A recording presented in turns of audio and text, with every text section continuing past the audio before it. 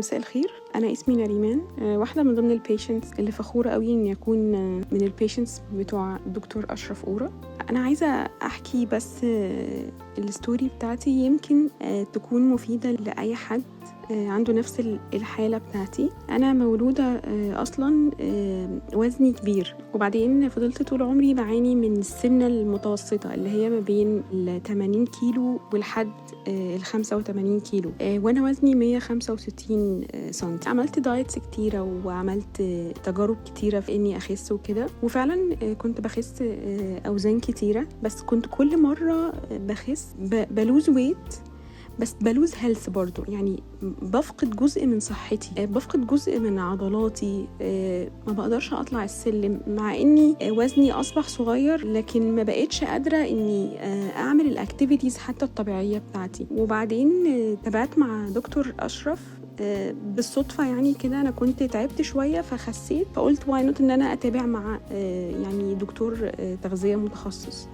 فيعني كان حظي الحلو ان انا شفت دكتور اشرف في البيج بتاعته على التيك توك وتابعت معاه. طبعا دكتور اشرف غني عن التعريف، هو مشاني على روتين مناسب ليا. الروتين خلاني خسيت، بالرغم ان انا الويت بتاعي او الوزن بتاعي مخلي شكل جسمي دلوقتي انا راضيه عنه قوي، ولسه يعني ما فقدتش بقيه الوزن اللي انا عايزاه، الا اني انا صحتي دلوقتي مختلفه تماما عن قبل كده، مختلفه تماما حتى من وانا صغيره، يعني حتى وانا انسانه عاديه ما عملتش دايت ولا اي حاجه. الفكره كلها ان انا بقيت احس ان انا عباره عن انسان بينفع يفكر، حاسه بالبلاد سيركيوليشن في جسمي، يعني بقيت عارفه اعمل رياضه، بقيت عارفة أقوم بواجباتي العادية جدا في شغلي وفي البيت وفي كل حتة، قادرة أخرج نفسيا، بقيت قادرة أخرج مش عشان خسيت، لا، بس عشان جسمي قادرة أشيله. صحتي النفسية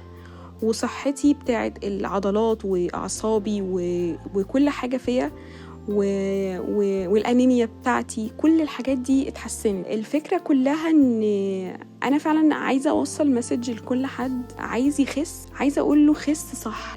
دي اول حاجة. وتاني حاجة حاول تسمع لجسمك، او حاولي تسمعي لجسمك.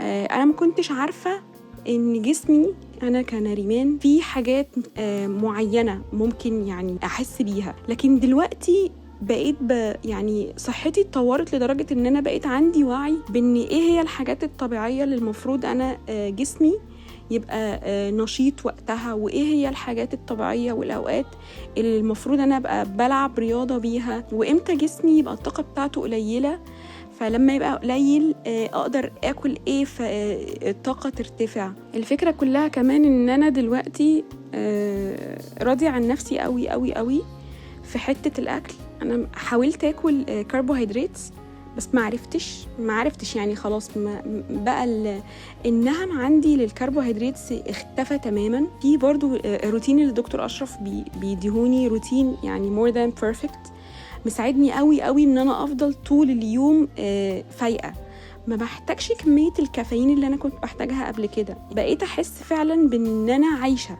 ان انا شخص عنده صحة وعايشة حقيقي.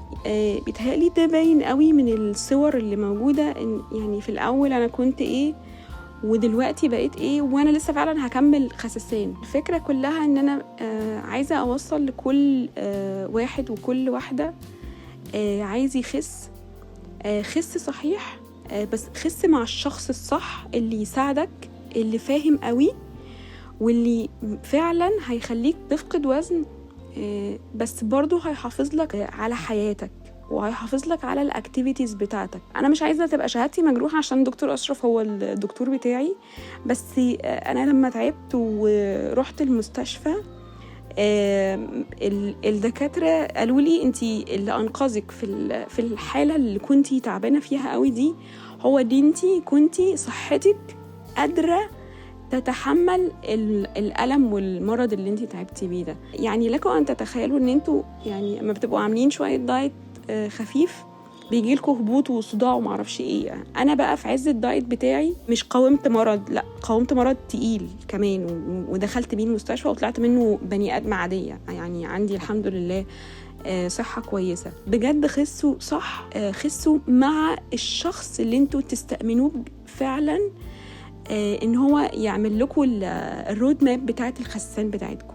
شكرا جدا لدكتور أشرف على السبورت بتاعه كله، وعلى ان هو ما بيبخلش بأي معلومة تخليني انا كمريضة عنده اقدر افهم جسمي بيتصرف ازاي وبيأكت معايا ازاي وبيرياكت معايا ازاي. شكرا قوي ليكم، ويعني اتمنى لكل الناس الصحة الكويسة قوي.